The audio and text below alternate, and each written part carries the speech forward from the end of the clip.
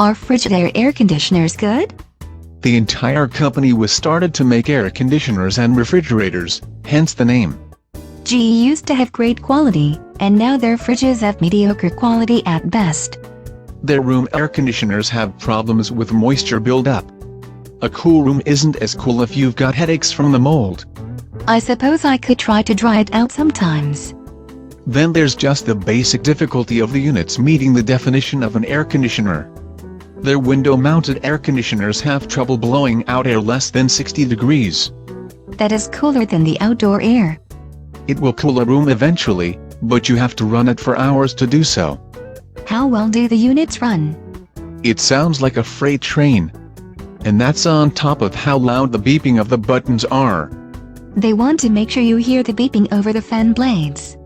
It isn't important like the up-to-temp beep of a stove that lets me know when to put the food in. This is when you push control buttons on the AC. How are they on functionality? They are more likely to break than their predecessors. If your old AC lasted 10 years, this one might last 3. I'd be happy with the noise and modest cooling effect if they were reliable and durable. The newer Frigidaire ACs are noisier than their counterparts due to cheaper materials and workmanship. The newer designs stink. Due to mold? Some of their window ACs lack fresh air venting, which is a low-cost design matter but a serious concern for users. While we jokingly say that's a gas, I don't want moldy air or venting freon blown back into the room. That's almost as bad as sitting in a garage with the car motor running. Service is so bad you almost want to do that.